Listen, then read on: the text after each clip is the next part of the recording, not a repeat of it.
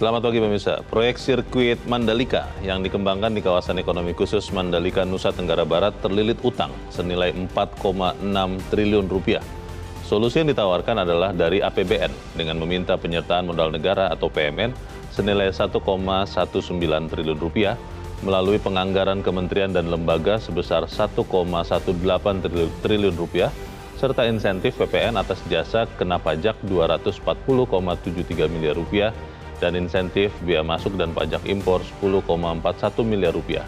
Besarnya fasilitas negara yang disedot Mandalika menjadi gambaran bagaimana perlakuan anggaran negara untuk sebuah proyek mercusuar meskipun ujungnya tekor. Pemirsa, inilah editorial Media Indonesia di hari ini Rabu 21 Juni 2023 dengan tema Duka Mandalika Terbelit Utang bersama saya Leonard Samosir. Para pemirsa, Anda semua bisa ikut menyatakan pendapat Anda dengan nanti menelepon nomor telepon 021 583 99 100. Dan pemirsa, pagi ini telah hadir bersama saya, anggota Dewan Redaksi Media Group, Jaka Budi Santosa. Mas Jaka, selamat pagi. Selamat pagi, Mulia. Sehat-sehat, Mas? Sehat. Kita ketemu lagi akhirnya.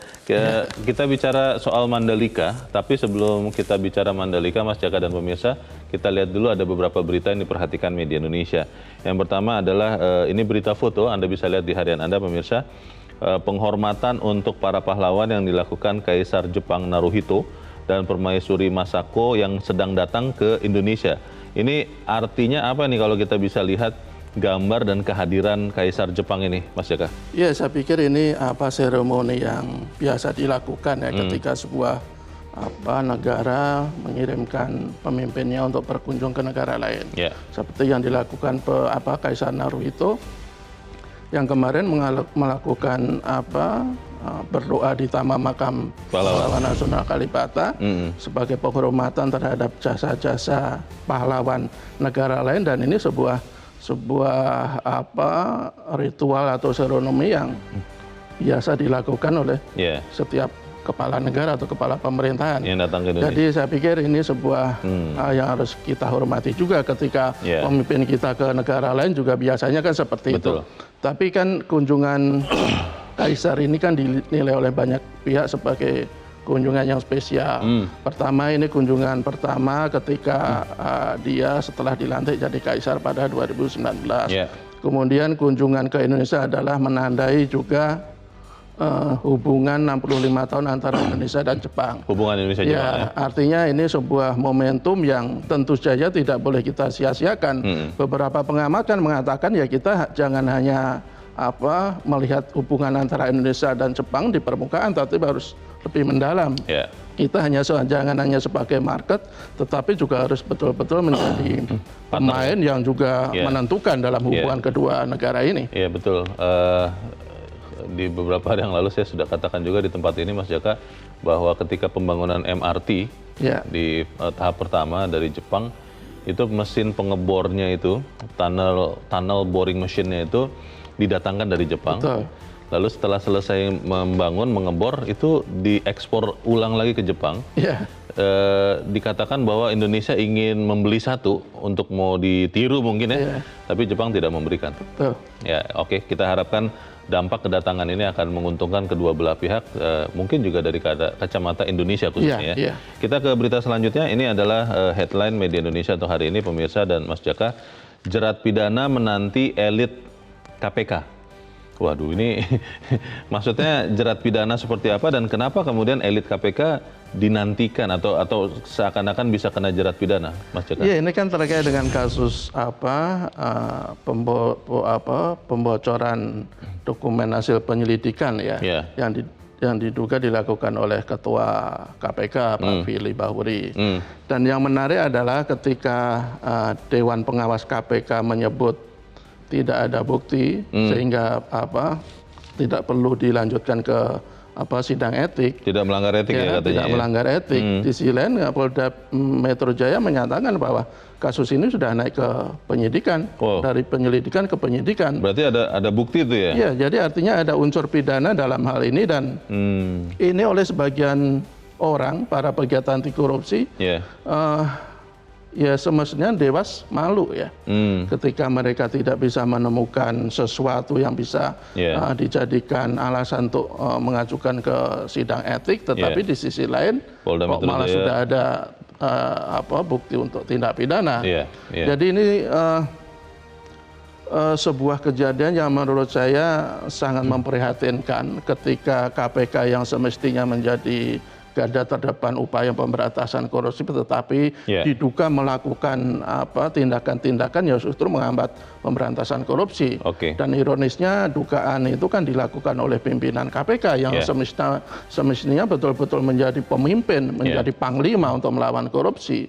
Kalau kita lihat lagi kemarin Dewas juga ada katanya ada pungli di rutan KPK nilainya 4 miliar. Ini kan sebuah kasus yang menurut saya merupakan pukulan sangat telak bagi KPK untuk mereka betul-betul berbenah kalau mau kepercayaan rakyat terhadap mereka masih bertahan. Kita tunggu berarti ya penyidikan ini seperti apa, semoga terang benderang dan sebenarnya tujuannya satu untuk kemudian membuat KPK juga tetap bisa menjaga muruannya sebagai lembaga anti korupsi. Kita tunggu nanti sama-sama. Kita ke berita selanjutnya di halaman 2, pemirsa, di halaman dalam di harian Anda.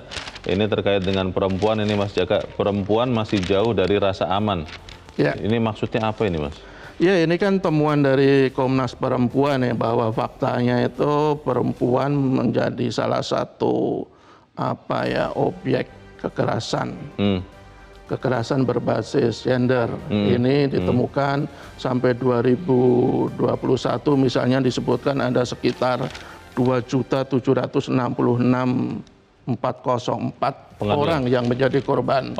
Sudah jadi korban ya? Korban kekerasan berbasis gender. Ini data yang dikumpulkan dari secara umum, totalnya kan 3 juta atau hampir 4 juta kekerasan. Dan yang cukup memprihatinkan itu pelaku kekerasan terhadap perempuan itu dilakukan oleh orang-orang yang seharusnya menjadi pelindung dan menjadi panutan. Komnas HAM menyebutkan ada guru di situ, ada dosen, ada dokter, bahkan ada penegak hukum. Jadi ini sesuatu yang sesuatu yang sangat memprihatinkan. Kita tidak boleh terus membiarkan, karena apapun kekerasan berbasis gender dan kekerasan dalam segala hal itu tidak boleh kita biarkan berlarut-larut.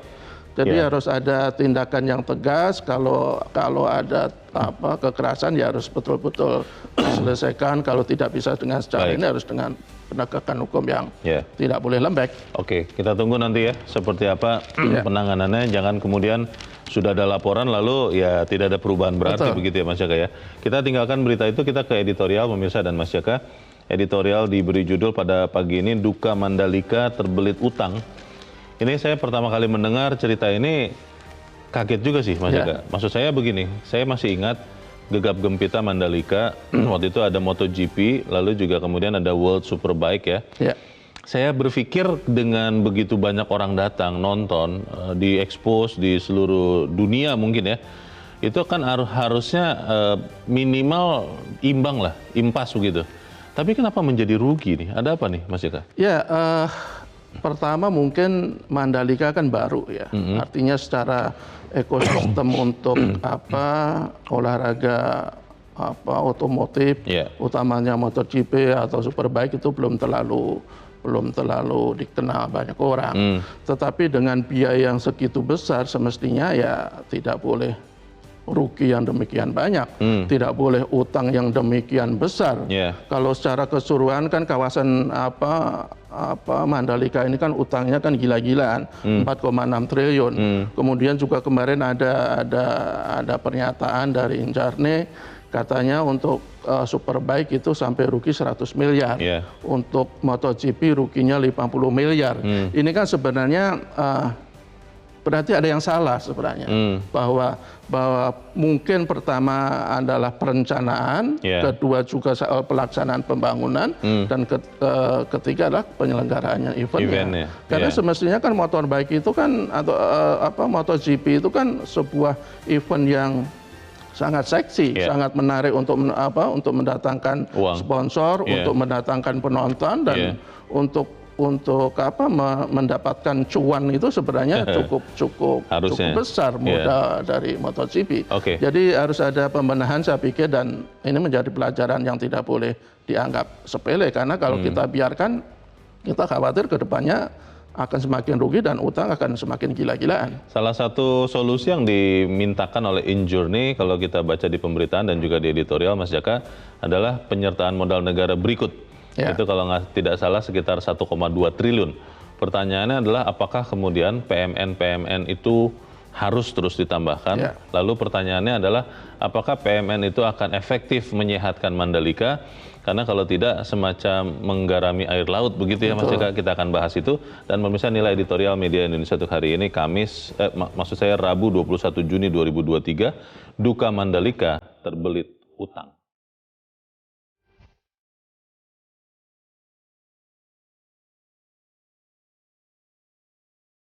Duka Mandalika terbelit utang.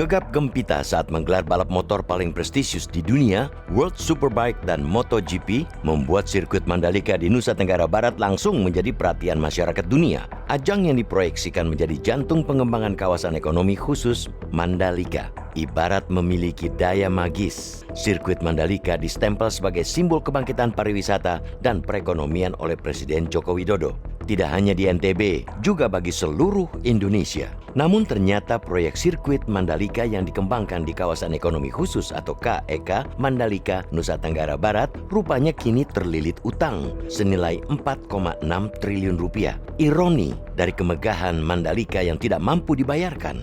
Menurut Direktur Utama InJourney, Doni Oskaria yang mengelola sirkuit Mandalika, tanggungan utang itu dibagi dalam 2 term pembayaran, jangka pendek 1,2 triliun rupiah dan jangka panjang 3,4 triliun rupiah. Buntutnya, solusi yang ditawarkan untuk meminta dana segar adalah dari Anggaran Pendapatan dan Belanja Negara atau APBN. Sebagai badan usaha milik negara, InJourney atau Indonesian Journey meminta penyertaan modal negara atau PMN senilai 1,19 triliun rupiah untuk menyelesaikan utang jangka pendek. Holding BUMN Aviasi dan Pariwisata ini menyebutkan bahwa permintaan PMN ini untuk menyelesaikan utang atas beban yang timbul setelah adanya penugasan dari pemerintah. Tujuannya untuk menyehatkan perusahaan dari pengelolaan KEK Mandalika. Sebenarnya bukan kali ini saja Mandalika menyedot uang rakyat. Sebelumnya pemerintah telah mengucurkan PMN kepada PT Pengembangan Pariwisata Indonesia Persero atau Indonesia Tourism Development Corporation atau ITDC senilai 1,3 triliun rupiah. Selain alokasi PMN ke BUMN, APBN juga dipakai di Mandalika melalui penganggaran kementerian dan lembaga sebesar 1,18 triliun rupiah. Lalu insentif PPN atas jasa kena pajak 240,73 miliar rupiah dan insentif bea masuk dan pajak impor 10,41 miliar rupiah. Begitu besarnya fasilitas negara yang disedot Mandalika menjadi gambaran bagaimana perlakuan anggaran negara untuk sebuah proyek mercusuar meskipun ujungnya tekor. Bukannya mendatangkan pemasukan bagi negara yang telah memodali 2,4 triliun rupiah dalam pembangunannya, kini Mandalika justru menangguk utang lagi. Bukan tidak mungkin, jika secara ekonomi pengelolaannya terus merugi, utang bakal semakin membumbung. Meruginya Mandalika juga bakal menyulut persoalan masa depan sosial dan ekonomi kawasan setempat. Menjadi pertaruhan tentang kelanjutan iklim investasi di Nusa Tenggara Barat atau NTB, khususnya Lombok Tengah. Kini, pengelola muncul rencana untuk menghapus gelaran World Superbike karena kerugian yang tidak terhindarkan akibat tidak mampu menarik para investor. Mandalika praktis hanya bergantung pada ajang MotoGP yang bakal digelar Oktober mendatang. Rakyat tentu berharap semua anggaran negara tersebut tidak berakhir dengan kerugian. Anggaran yang jumlahnya triliunan tersebut bisa diselamatkan dan menghasilkan pemasukan berlipat bagi negara. Untuk itulah, pengelola mesti berbenah perlunya untuk memperkuat ekosistem pariwisata di kawasan Mandalika. diversifikasi ajang dan kejuaraan balapan lainnya sehingga mampu menciptakan ekosistem yang lebih berkelanjutan dan meningkatkan pendapatan sirkuit. Meskipun proyek sirkuit Mandalika lebih kental nuansa sebagai proyek mercusuar, namun tetap harus dirancang kelayakan ekonominya. Publik tentu tidak mau kondisi Mandalika terjadi di proyek mercusuar lain yang dibangun Joko Widodo. Tanpa pembenahan, proyek mercusuar semacam Mandalika hanya akan membebani APBN. Uang rakyat akan kian tergerus karena proyek mercusuar yang tidak dikelola dan dikendalikan dengan baik.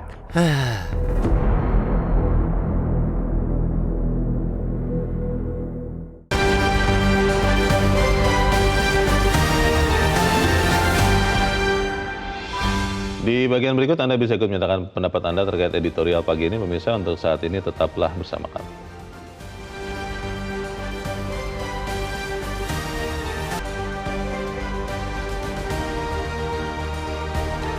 Terima kasih pemirsa, Anda masih bersama kami di editorial Media Indonesia. Mas Jaka, kalau membaca pemberitaan terkait dengan masalah utang Mandalika ini beberapa pihak mengatakan keheranan ya. Yang saya kutip adalah Menteri Pariwisata dan Ekonomi Kreatif Sandiaga Uno yang heran kenapa ajang balap motor World Superbike dan MotoGP bisa membuat rugi.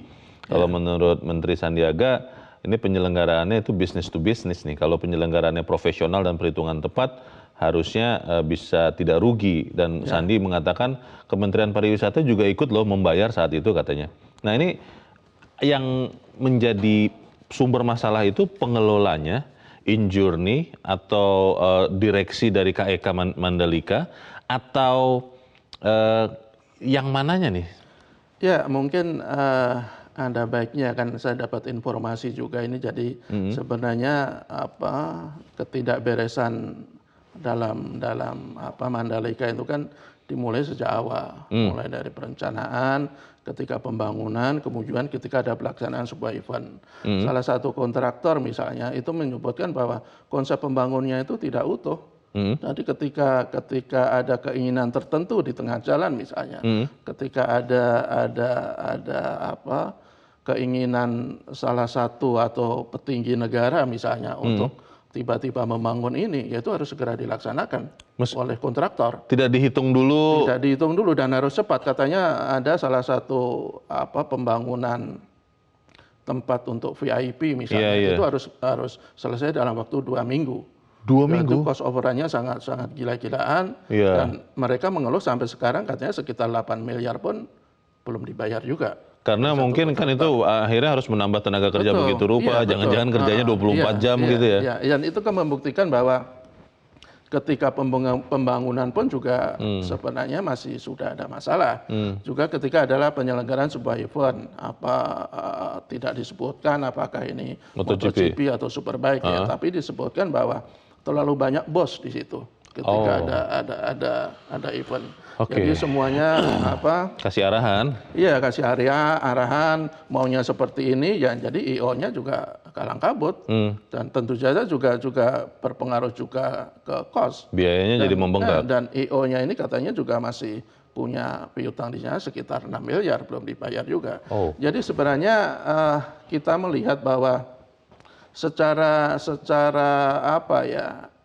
MotoGP itu kan sekali lagi kan sebuah event yang sangat seksi ya, bergengsi. Di dunia otomotif ya. Selain F1 itu kan sangat bergengsi. Ya semestinya bisa mendatangkan untung. Kalau tidak untung ya paling tidak bisa menutupi biaya penyelenggaraan. Meskipun untuk MotoGP itu kan biaya yang harus dikeluarkan oleh sirkuit Mandalika atau Injourney itu juga sangat besar, sekitar 160 miliar kalau tidak salah setiap tahun ya kepada Dona pemegang lisensinya cipta MotoGP. Tetapi dengan nama besar MotoGP semestinya sudah cukup bagi Mandalika untuk menghidupi dirinya sendiri.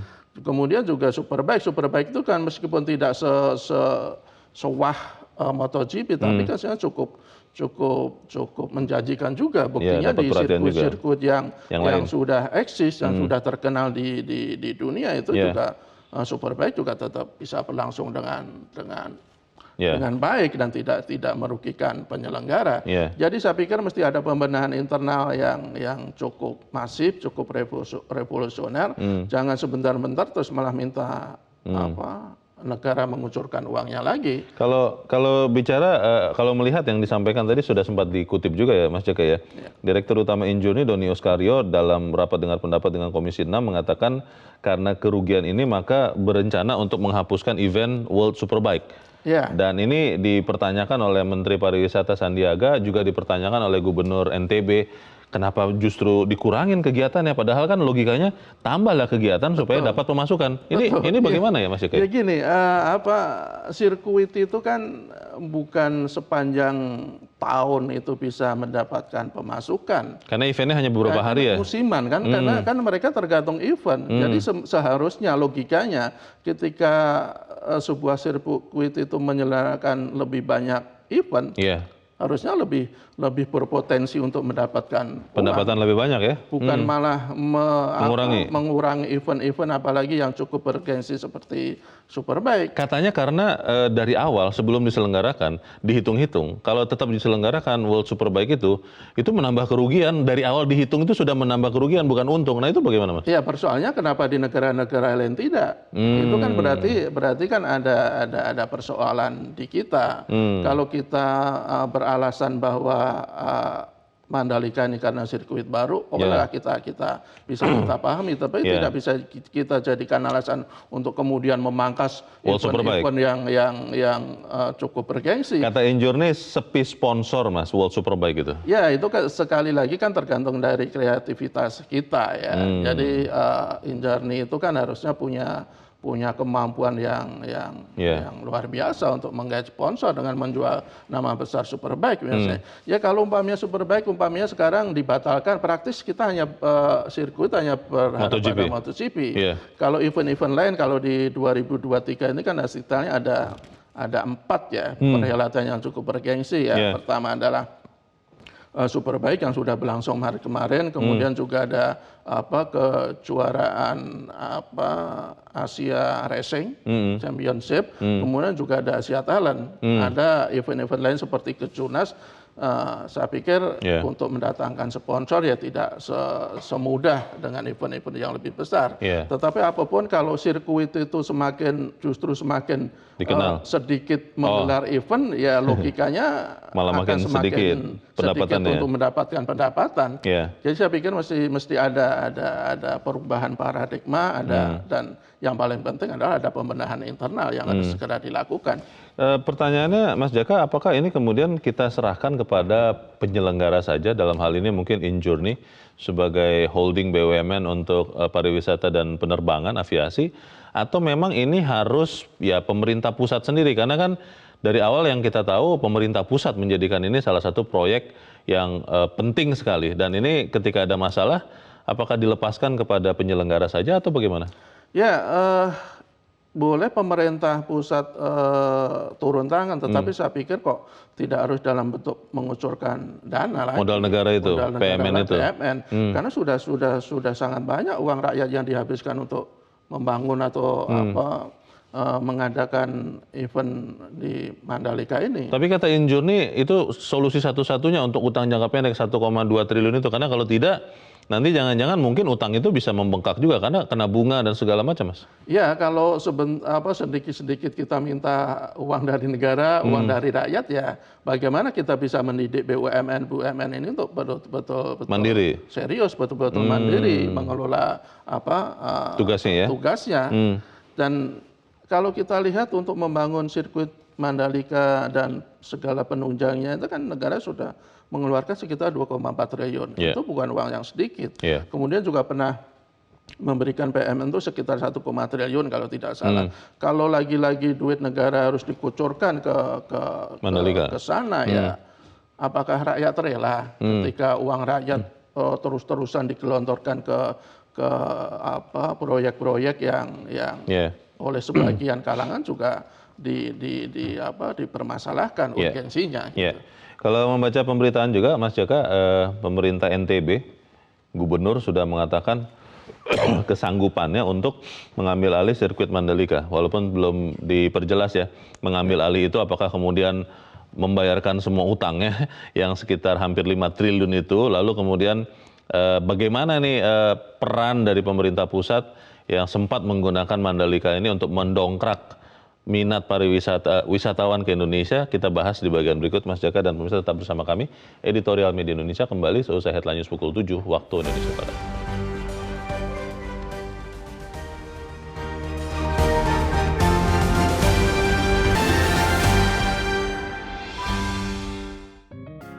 Media Indonesia mengajak Anda untuk mengakses fitur premium e-paper. Dengan sajian konten berbasis intelektual dan meneguhkan kebangsaan, Media Indonesia tampil dengan lebih dinamis melalui e-paper Media Indonesia yang dapat Anda akses kapan saja, di mana saja. Caranya mudah, download aplikasi Media Indonesia di Android atau ketik link e-paper.mediaindonesia.com atau bisa scan QR Code pada layar kaca Anda. Klik tab e-paper di bagian samping layar tablet Anda, daftarkan data diri, serta pilih paket berlangganan e-paper Media Indonesia sesuai dengan kebutuhan Anda. Nikmati juga bonus spesial tambahan 4 halaman rubrik fokus setiap hari. Semua bisa Anda dapatkan hanya di e-paper Media Indonesia. Untuk informasi lebih lanjut, hubungi customer service di nomor 0811 1201 2018 atau kunjungi media sosial @Media Indonesia. Media Indonesia, referensi bangsa. Terima kasih pemirsa, Anda masih bersama kami di Editorial Media Indonesia dan sekarang kita akan mendengarkan, Mas Jaka, pendapat dari para pemirsa Metro TV. Saat ini kita sudah terhubung dengan pemirsa Metro TV di Batam, Kepulauan Riau, ada Pak John Veto. Pak John, selamat pagi. Selamat pagi, Bung Leo. Selamat pagi, Mas Jaka. Salam sehat selalu. Ya. Salam sehat. Bagaimana Pak John? Ini Mandalika terbelit utang, kira-kira bisa diselesaikan, lalu yang menyelesaikan sebaiknya siapa kalau menurut Anda, Pak? Jadi gini, Bung Leo. Inilah ada pepatah gajah di pelupuk mata tak nampak, ya. Tungau di perang lautan nampak. Inilah masalah, ya. Saya ambil perbandingannya yang masa MotoGP yang di Jakarta, ya. Formula E, ya kan itu digas-gas terus, ya. Tahu-tahunya di Mandalika meledaknya, kan. Dan apa? Yang di Formula E itu kan tidak ada tidak berapa persen uang negara di situ. Nah ini kita dikagetkan ini. Ini bukan sedikit, 4,6 nih. Jadi saya juga baru kemarin sore saya berpikir, kenapa Mandalika kok senyap aja, ya? Yang menghabiskan duit negara begitu, ya? Proyek Siswar menggemparkan dunia 2022, ya, dengan dia ada MotoGP dengan Super Big di situ. Tapi sekarang muncul ini ada apa? Ya harus bertanggung jawab, ya. Ini sangat, ini kalau saya ini edan betul ini. Oke. Ada, ini harus di apa? KPK harus turun di sini nih. Ada apa? Sampai segitu apa deh?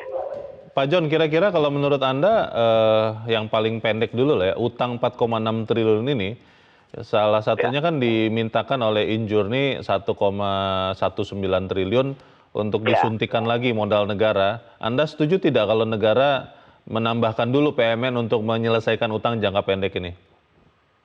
Ini betul kata penjaga tadi, itu sama kita membuat pasir ke pantai itu menyiramkan garam ke laut. Jadi makin runyam kalau begitu. Ya, ini punca masalahnya harus cari dulu nih, mana nih uang nih, utang, kenapa terbit utang segitu banyak? Ya, ada apa ini? Ini pasti ada kelengkong-kelengkong dalam dan tak betul di dalam. Itu dulu. Jadi dicari tahu dulu sumber masalah persisnya apa, baru kemudian dibayarkan utang atau ditambahkan modal negara. Begitu menurut Anda, Pak John? Iya, harus cari dulu kalau sama dengan badan tubuh kita yang sakit, cari dulu. Ya, apakah ini kena kanker, apakah kena ini, dicari dulu sumber penyakitnya. Baru udah apa? Jangan cuma gitu-gitu aja. Harus ada yang bertanggung jawab gitu. Baik. Terima kasih Pak John Veto untuk pendapat Anda dari Batam, Kepulauan Riau. Selamat pagi Pak John. Di belakang Pak John Veto ada Pak Tasrik Usman di Banjarmasin, Kalimantan Selatan. Pak Tasrik, selamat pagi. Selamat pagi Mas Leo, selamat pagi Bang Jaka. Selamat pagi Pak Tasrik. Silakan Pak pendapat Anda Pak. Bagaimana nih Pak 4,6 triliun ada utang di Mandalika nih?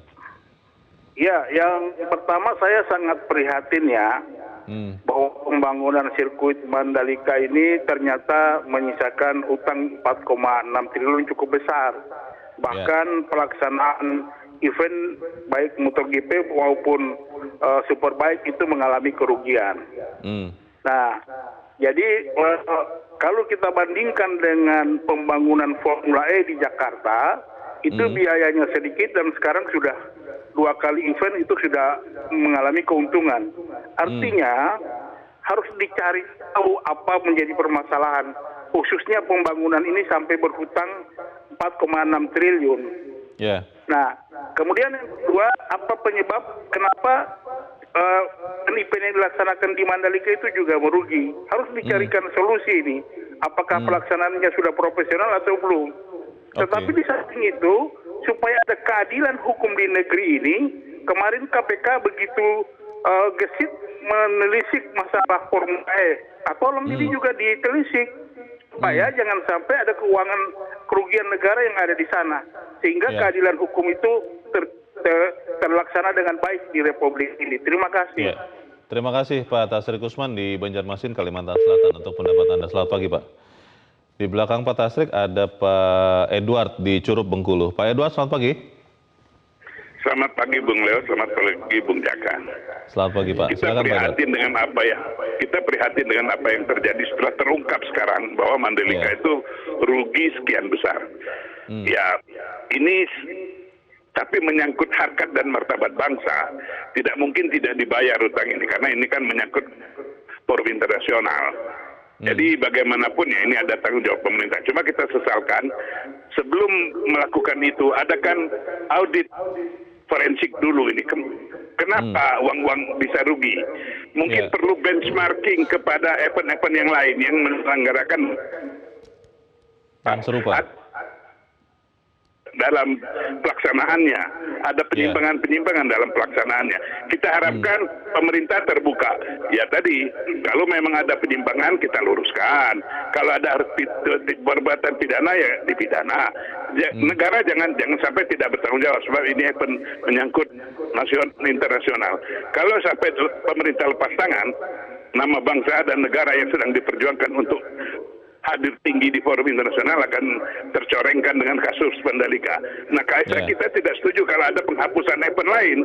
Ini saya berpikir kok pesimis sekali nih pengurusnya. Kalau merasa nggak mampu jadi pemimpin, jadi pengelola, ya mengundurkan diri maksud saya. Kita cari yang lain yang bisa mampu. Saya yakin ada perlu efisiensi yang dilakukan. Pak Edward, kalau saya membaca secara sekilas saja ya, mungkin karena ini mungkin saya berasumsi. Injurni berpikir WSBK itu karena merugi 100 miliar, sementara MotoGP merugi 50 miliar. Akhirnya yang dipikirkan bahwa untuk di stop dulu, ya WSBK dulu Pak Edward. Ini secara sederhananya. Bagaimana menurut Anda Pak? Ya penyebab ruginya itu apa itu kan? Kalau sekedar sponsor, usahakan pemerintah adakan pendekatan dengan perusahaan. Kenapa negara-negara lain bisa maju? Sepang aja bisa maju. Ya Indonesia negara lebih besar kok. Ini banyak kepentingan di dalam Mandalika, yaitu tadi wilayah NTB akan jadi terkenal dengan apa-apa. Pengelolaannya dengan baik. Saya yakin kalau ada efisiensi, ada penghematan, pengelolaannya mungkin tidak akan separah itulah. Kalau pemerintah harus nombok. Tapi ini harusnya nama bangsa Indonesia tetap dijaga. Pak Edward, ada di pemberitaan juga bahwa pemerintah NTB sudah siap untuk mengambil alih kalau seandainya Injurni tidak sanggup untuk mengelola Mandalika. Anda setuju seperti itu atau ini harus tetap di tangan pemerintah pusat, Pak? Nah, sekarang itu kan kita mempertimbangkannya mana yang lebih baik, mana yang lebih menguntungkan. Nah, kita pertanyakan Injurni ini ada apa kok nggak sanggup? Kenapa orang lain sanggup? Nah, itu tadi saya bilang, mengundurkan diri kalau nggak sanggup mengelola, berarti ada kesalahan dalam manajemen. Ya, mengundurkan diri, gentleman, just sportif. Biarkan pemerintah daerah yang mengelola. Tapi kan tetap ini kan standarnya standar internasional harus diawasi. Baik. Terima kasih Pak Edward. Terima kasih Pak Edward di Curup, Bengkulu untuk pendapat Anda Pak. Selamat pagi. Kalau pemirsa ini kita jadikan tolok ukur ya, Mas Jaka. bahwa ini adalah nama baik bangsa, harus dibantu. Tapi pertanyaannya kan kembali lagi, kalau kemudian tidak diperiksa sesungguhnya, ada salahnya di mana sampai merugi 100 miliar World Superbike, 50 miliar MotoGP, total utang jadi 4,6 triliun, kan akhirnya jadi kita salah juga kalau buru-buru kita kucurkan uang negara. Bagaimana, Mas? Ya, sebenarnya kan masyarakat ini kan tidak rela uang rakyat itu dikucurkan ke sesuatu yang bermasalah. Sebenarnya kan persoalannya di situ. Betul bahwa ketika Injurni itu punya utang 1 T sekian untuk jangka pendek, kalau umpamanya tidak dilunasi akan semakin membengkak, yaitu pemerintah juga mesti memperhatikan ini. Cuman betul jangan kemudian buru-buru mengiyakan permintaan mereka. Tadi beberapa penelpon meminta harus ada audit, harus ada pemeriksaan mendalam. Ada apa sebenarnya yang salah dalam persoalan ini? Termasuk KPK kalau perlu turun. Iya, bahkan kan akhirnya kan dibawa-bawa mengkomparasikan antara Mandalika dengan Formula E kan. Sama-sama balapan sih ya. Sama-sama balapan. Kan ini dulu nuansa politiknya sangat kental antara Mandalika sama Formula E. Ketika Formula E yang sampai sekarang belum ada bukti rugi misalnya, belum ada bukti penyimpangan saja KPK begitu gigih. Tadi Pak Tasrik kalau nggak salah mengatakan itu begitu bersemangat melakukan pemeriksaan dan penyelidikan. Kenapa Mandalika yang sudah jelas-jelas merugi, sudah jelas-jelas pengelolaannya sampai sekarang tidak bagus, terbukti eventnya juga merugi juga. Ya kenapa KPK tidak turun tangan? Saya pikir persoalan keadilan, dan yang paling penting adalah ya kita dudukkan bahwa yang salah itu salah, yang benar itu benar. Siapapun dia. Jangan yang benar dianggap salah, yang salah dianggap benar, karena ada kepentingan di belakangnya. Jadi saya pikir yang pertama, pengelola itu harus betul-betul lakukan pembenahan, apa yang salah, apa yang kurang. Jangan sebentar-bentar sudah putus asa untuk membatalkan atau menghentikan Superbike. Kalau semuanya dihentikan, jadi kita mengandalkan apa? Dan yang paling penting adalah pemerintah harus turun tangan. Kalau toh harus mengucurkan lagi PMN, kalau tidak ada solusi lain ya harus dilakukan, tetapi melakukan audit, melakukan pemeriksaan itu tidak boleh ditawar-tawar. Masalahnya kan memeriksa, kemudian memastikan, mengaudit ini kan butuh waktu ya, Mas Jaka. Padahal yang namanya hutang itu kan bunga berbunga, berkejaran dengan waktu. Bagaimana langkah yang paling cepat yang kita bisa ambil supaya kemudian utang ini tidak bertambah dan Mandalika tidak berduka? Kita bahas di bagian berikut. Pemirsa tetap bersama kami, Editorial Media Indonesia, segera kembali.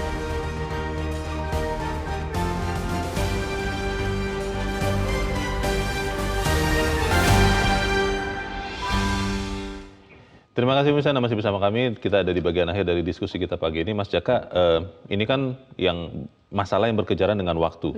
Tapi juga memang kita nggak boleh gegabah. Kalau kemudian hanya gara-gara, ini harus segera diselesaikan supaya bunganya tidak berbunga lagi, kita kucurkan uang, nanti jangan-jangan yang mengucurkan uang masuk KPK semua, atau masuk Kejaksaan Agung semua, karena dianggap korupsi. Solusi terdekatnya apa, Mas? Yang pasti pemerintah harus segera melakukan pemeriksaan terhadap masalah ini. Apa yang salah, siapa yang salah? Apakah karena memang ada unsur-unsur kesengajaan atau ketidakprofesional atau bahkan penyimpangan? Kalau toh itu harus segera dilakukan tindakan hukum. Karena kalau kita dengan mudah mengucurkan PMN kan pengalaman kan sudah jelas konkret. Berapa BUMN yang selalu mendapatkan PM tetap saja rugi, tetap saja tidak berkembang. Ini kan harus betul-betul menjadi pertimbangan utama pemerintah untuk mengeluarkan lagi BUMN. Karena kalau tidak, BUMN sekali lagi tidak pernah akan mandiri, hanya sekedar menjadi terus menyusu uang rakyat, dan lagi-lagi kan yang dirugikan adalah rakyat. Tapi yang harus kita tekankan juga, Bung Leo, bahwa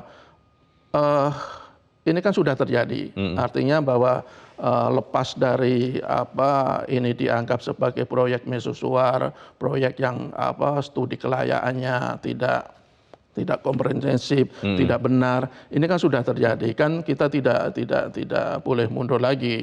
Artinya kalau kita tiba-tiba angkat tangan, pengelola angkat tangan, pemerintah juga angkat tangan, kan nama bangsa yang jadi bertaruhan. Dan kita harus terus menjalankan meneruskan proyek ini, karena ya harus ada keyakinan bahwa ini bisa menguntungkan. Karena kalau kita lihat negara-negara lain kan menguntungkan. Tidak usah jauh-jauh di Eropa, di negara-negara lain. Di mana, di Malaysia, di sirkuit Jepang misalnya. Kemarin penonton MotoGP itu nomor 7 terbanyak, sekitar 160 ribuan. Kalau kita kan cuma sekitar 102 ribuan. Kita nomor 11 di antara sekian seri. Atau kita lihat di sirkuit Buriram di Thailand, itu nomor 4 penontonnya terbanyak dan mereka untung. Tetangga kita tuh ya? Tetangga kita. Dan Buriram itu juga bukan sirkuit yang baru-baru amat, tidak terlalu bukan sirkuit yang lama, dia juga cukup relatif baru. Artinya ketika mereka bisa melakukan inovasi, kreativitas, pengelolaan, promosi dan manajemen yang bagus, ya sebenarnya menjanjikan. Kalau belum apa-apa sudah menyerah untuk membatalkan Superbike, ya betul tadi kayak Pak Edward, ya kalau tidak merasa tidak mampu ya mundur saja. Pertanyaannya, kalau mundur itu akan menyelesaikan masalah tidak? Karena utangnya kan tetap ada begitu kan? Ya kalau mereka memang tidak mampu dan mereka memang tidak profesional, yang akan terjadi kemudian hari malah utang akan semakin menumpuk, rugi terus. Jadi diganti orang? Diganti orang yang betul-betul profesional, yang betul-betul mengerti bagaimana mengelola sebuah event otomotif kelas dunia. Dan ya pertimbangannya pertimbangan bisnis. Pertanyaannya begini Mas Jaka, saya ingat lagi tadi Mas Jaka cerita ada informasi yang Mas Jaka dapat. Ini benar-benar memang in journey-nya yang tidak profesional, yang kurang kreatif, atau memang karena begitu banyak intervensi yang lain sehingga akhirnya motif komersialnya terkalahkan dengan motif politis atau apapun yang kemudian membuat injury merugi. Ya, makanya pemerintah harus turun tangan dengan kepala bersih ya. Jangan dia turun tangan untuk menyelamatkan orang-orang yang kemungkinan bersalah, kemungkinan yang melakukan tekanan di sana sini, tapi betul-betul turun tangan untuk memperbaiki Mandalika. Jangan sampai karena ada satu dua pihak yang merasa punya kepentingan dalam hal ini, terus pemerintah mengorbankan kepentingan Mandalika secara keseluruhan. Sekali lagi ini kan sudah membawa nama bangsa dan negara. Duit yang dikeluarkan oleh negara juga sudah tidak sedikit. Bahkan kalau dihitung-hitung sudah hampir 10 triliun. Kan tidak mungkin kita tarik kembali. Jadi pemerintah harus turun tangan secepatnya, melakukan pemeriksaan, melakukan audit siapa yang salah. Kalau orang pemerintah yang terlalu banyak ikut campur, ya diingatkan untuk tidak campur lagi, berikan kewenangan penuh kepada pengelola, dan libatkan juga pemerintah daerah. Kalau tadi Pak Zulkifliansyah mengatakan mereka siap untuk mengambil, itu kan bentuk keinginan bahwa jangan sampai sirkuit Mandalika itu betul-betul bangkrut seperti di Finlandia. Baik, kita tunggu nanti seperti apa, karena bagaimana kita memperhatikan kasus ini juga bisa menentukan ujung dari kasus ini ya. Mas Jaka, terima kasih sudah di tempat ini. Selamat pagi Mas. Selamat pagi. Pemirsa, pengelola mesti berbenah. Meskipun proyek sirkuit Mandalika lebih kental nuansa sebagai proyek mercusuar, namun tetap harus dirancang kelayakan ekonominya. Publik tentu tidak mau kondisi Mandalika terjadi di proyek mercusuar lain. Tanpa pembenahan, proyek mercusuar semacam Mandalika hanya akan membebani APBN. Uang rakyat akan semakin tergerus karena proyek mercusuar tidak dikelola dan dikendalikan dengan baik. Saya Leonard Samosir, terima kasih Anda sudah menyimak editorial Media Indonesia untuk pagi ini. Terus jaga kesehatan Anda, terus jaga nurani Anda. Selamat pagi, sampai jumpa.